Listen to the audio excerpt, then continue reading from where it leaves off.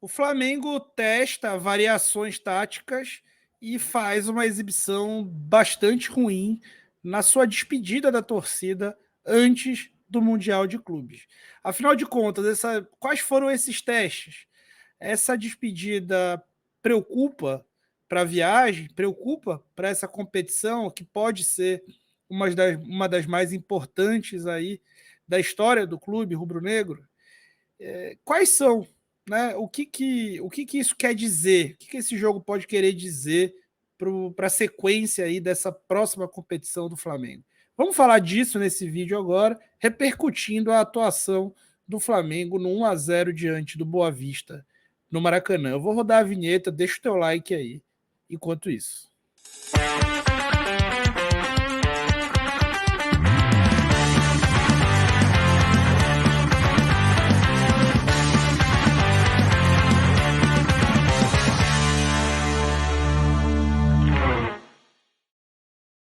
Vocês notaram que eu tô com um fundo diferente?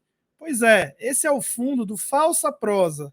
O Falsa Prosa é um podcast que eu tenho junto com o Tosa Flá. Tosa Flá é um influenciador digital rubro-negro.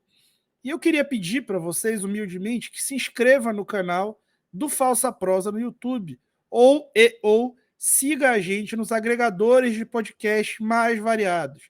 A gente já entrevistou o Mauro César, o Bernardo Ramos, já tivemos o Fabrício Kika também lá, e também fazemos programas entre nós, eu e o Tosa, semanalmente às 20 horas ao vivo, na segunda-feira, no YouTube, e eles vão depois para os agregadores mais variados. Eu vou deixar o link aqui na descrição do vídeo e vou deixar rolando aí embaixo para vocês não se esquecerem de se inscrever nesse canal. É um projeto muito bacana que eu estou fazendo com o Tosa, que é um cara ótimo, e a gente fala lá menos taticamente, de uma forma mais leve, sobre futebol e sobre Flamengo.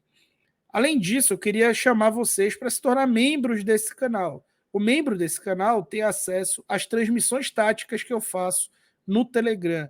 E essas transmissões vão acontecer agora no Mundial de Clubes. Então assistam os jogos escutando os meus comentários táticos durante as partidas. Tá? Bom, gente, o Flamengo ele tem um sistema que tentou que o Vitor Pereira vem tentando implementar desde que chegou. Eu vou lembrar para vocês aqui um pouco desse sistema e depois vou entrar no jogo, né? Nesse jogo contra o Boa Vista, o que mudou. Né? Então aqui, gente, eu chamo esse sistema de um 4-3-3 fechado, com a Arrascaeta mais pelo lado esquerdo e o Gabigol mais pelo lado direito, com um tripé de meio de campo, com Thiago Maia e Gerson. Em primeira fase de construção, geralmente começa com uma linha de 4, né? Quando o adversário vem marcar, querendo atrair o adversário, o Flamengo faz com 4 homens aqui, uma saída que a gente chama de sustentada. E aí fica um dos volantes dando apoio a esses 4 e o outro bem próximo da jogada, com uma certa assimetria, né? Numa espécie de 4-1-4-1, um pouco diferente, e o Pedro solitário na frente. Depois, numa segunda fase, eventualmente o time faz uma saída de 3, baixando um dos volantes e espetando os 2 laterais, fazendo uma espécie de 3-2-5, sempre com 5 homens explorando a amplitude máxima do ataque. E na zona de finalização, os laterais geralmente fazem essa profundidade e amplitude, com o Pedro centralizado mais avançado e os 2 meias atrás dele. E isso gera as diagonais de cobertura, que é basicamente o ponto, cada jogador atrás dessa última linha, fazendo um ponto aqui de meio termo entre cada um deles, para caso a bola seja perdida entre eles, eles poderem recuperar. E isso gera uma pirâmide. Né? É um sistema que muitos times no mundo têm utilizado. Na Copa do Mundo, aí 70% das seleções utilizou esse sistema de perde-pressiona para facilitar a marcação alta e a retenção do jogo no ataque.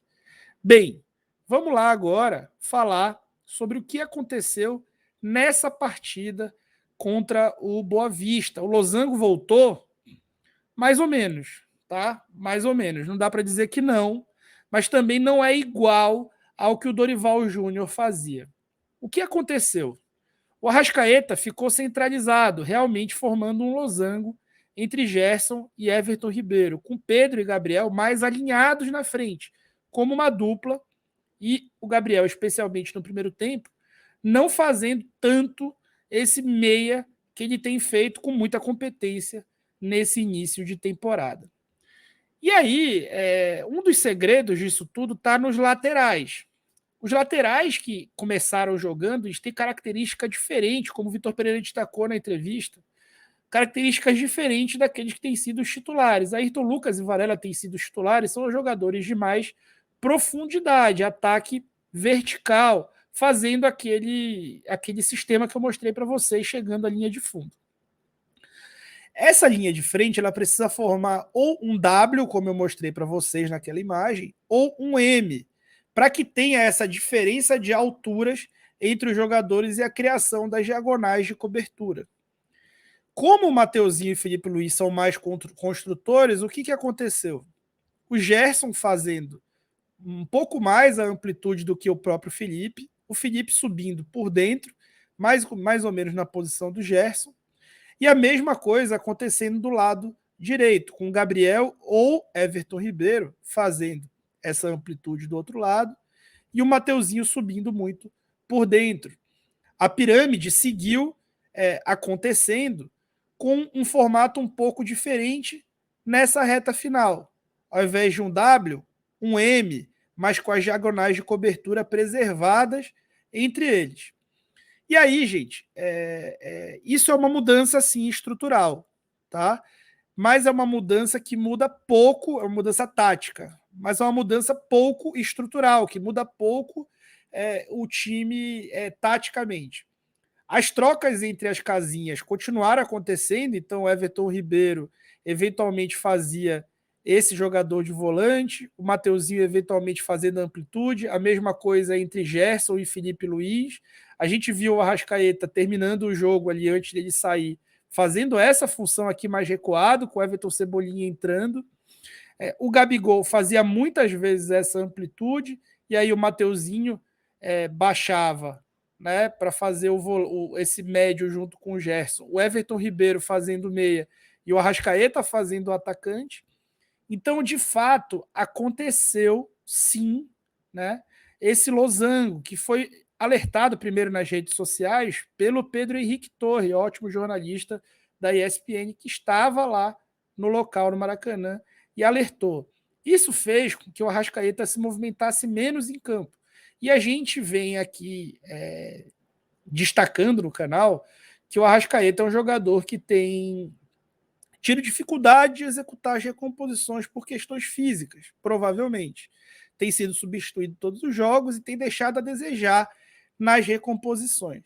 A ideia desse modelo era que a recomposição do próprio Arrascaeta fosse facilitada e que ele tivesse potencializado o seu jogo pelo meio, assim como o Gabriel e o Pedro voltassem a trabalhar como dupla.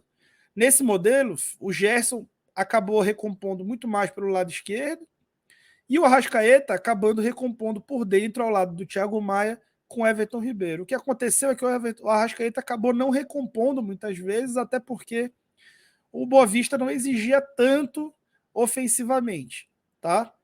E aí, esse sistema ainda inicial, né, gerou vários problemas durante o jogo, né? O time acabou não se comportando bem na primeira etapa, ele mostrava bastante organização até, trocando bastante de casinha e tentando fazer dar certo, mas num ritmo ainda muito lento, uma intensidade baixa, o que é natural dessa fase da temporada. Então, o que acontece, gente, para quem está preocupado com o Mundial, entrando assim pouco no mérito da partida, o Flamengo venceu do Boa Vista por 1-0, poderia ter sido até um placar mais elástico caso no primeiro tempo tivesse aberto o placar, mas no fim das contas não foi uma atuação nada boa, né? Claramente foi um jogo que o Vitor Pereira tirou para testar, fazer um coletivo com torcida, testar para ver se essa variação funcionaria. Ao meu ver, ela não funcionou. E eu creio que ao ver do treinador também não, pois no segundo tempo ele já faz algumas alterações e quando entra o Ayrton Lucas já abandona meio que completamente essa ideia de losango. Um outro ponto que é importante destacar é que esse losango não faz do time parecido ou igual ao do Dorival. Né? O losango do Dorival, ele não entregava essa amplitude. O Felipe Luiz não subia. O lateral direito, que era o Rodinei, até subia bastante, mas o time não tinha essa ideia de amplitude. O João Gomes acabava ficando um pouco mais recuado, o time atacava muito mais pelo lado direito, pouquíssimo pelo lado esquerdo, e nunca tinha aquele W na frente ou aquele M que eu mostrei para vocês. Isso não acontecia nunca. A amplitude máxima não era uma preocupação. E ela continuou sendo uma preocupação no sistema adotado pelo Vitor Pereira. Talvez ele tenha feito isso para tentar encaixar o Felipe Luiz no time, né? Mas acabou que o Flamengo sentiu muita falta de ultrapassagens pelo lado esquerdo, que tentaram ser executadas majoritariamente pelo Gerson, que até faz bem essa função. Acontece que esse sistema acabou sendo treinado poucas vezes. Foi poucas vezes posto à prova.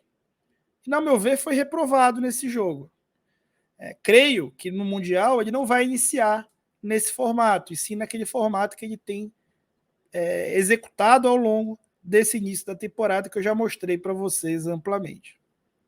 Agora, entrando no tema do Mundial, gente, assim, as chances do Flamengo ser campeão mundial, elas existem. O Flamengo é um clube enorme, muita tradição, muita camisa, ótimos talentos, e é claro que existe a possibilidade do título mundial. Porém, essas aspirações elas foram muito prejudicadas pelo momento da temporada. Então, teve uma Copa do Mundo, onde o Flamengo cedeu vários jogadores, e além de ter cedido vários jogadores que, após uma competição de muita doação, tiveram férias, o elenco inteiro saiu de férias. Enquanto isso, o Real Madrid jogava até imediatamente antes e imediatamente após a Copa do Mundo em ritmo competitivo de alto nível. O Real Madrid hoje está no meio de temporada e o Flamengo ainda fisicamente muito abaixo. Entre os titulares, a gente tem o Gabigol destacando muito e só. Os reservas têm apresentado um nível técnico, inclusive, pavoroso, que pode ser representado pelo Everton Cebolinha, por exemplo. Os titulares mesmo apresentando muitos erros técnicos, como aconteceu com o Léo Pereira, como acontece com o próprio Arrascaeta nesse início muito ruim de temporada dele. Então, o Flamengo está no nível competitivo de rendimento físico e técnico de início de temporada. O Real Madrid está em auge de temporada. Um complicador que os times europeus geralmente tinham era ter que viajar à Ásia, né? E nem isso vai acontecer. O Marrocos está muito perto ali da Espanha e para o Real Madrid vai ser uma viagem tranquila. O Real Madrid vai jogar 3 dias antes de jogar a semifinal. E após a final, jogará 3 dias depois. Então, esse complicador também deixa de existir para o time europeu. Para complicar mais ainda para o Flamengo, o adversário é o Real Madrid, que além de toda a sua grandeza, é um dos times que mais se importa, é um dos times europeus que mais se importa em vencer essa competição. Então, pensando em tudo isso, com isso tudo posto, também não seria simples para o Flamengo colocar essa competição como prioridade máxima de sua temporada. Afinal de contas, acontece no início de fevereiro e logo após a pré-temporada. Para poder priorizar isso, o time teria que ter continuado treinando durante a Copa, voltado ainda em dezembro, no início de dezembro, com os seus titulares, praticamente não ter dado férias para dar férias após o Mundial, como fez o Palmeiras de forma escalonada no Mundial, que acabou perdendo, né, ainda na semifinal. O que demonstra que também isso não foi garantia de sucesso. Então, não tinha muito o que ser feito. O que tem assim, de atenuante é que a preparação física do Flamengo, as 6 semanas que normalmente se usa na Europa e que estão sendo usadas pelo preparador, não da melhor maneira, mas de alguma maneira, se concluem ao fim dessa semana, as 6 semanas de preparação física. O que pode trazer algum ganho. O nível de mobilização também de um jogo desse, véspera da viagem, ele é muito mais baixo, os jogadores têm receio de se contundir, de ficar fora do Mundial, e esse grupo quer muito isso. Então a gente com certeza pode esperar um rendimento muito melhor na partida semifinal do Mundial. O que não quer dizer que as chances de título sejam relativamente grandes ou grandes. As chances elas seguem remotas. E o nível de preparação ainda não está bom. O Flamengo não está jogando bem, isso é claro, o que faz parte do processo. O Vitor Pereira chegou há 3 semanas. Então, é complexo cobrar um nível de atuação ainda melhor. Então é basicamente isso, pessoal. Falando sobre o Losango, eu não acredito que vá continuar, mas foi um teste realizado e é importante a gente destacar.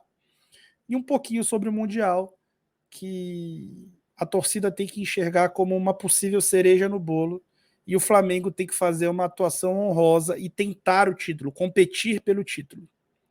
Conquistar será muito difícil e a conjuntura coloca ainda mais dificuldade sobre isso. Fé a gente sempre vai ter e torcida também.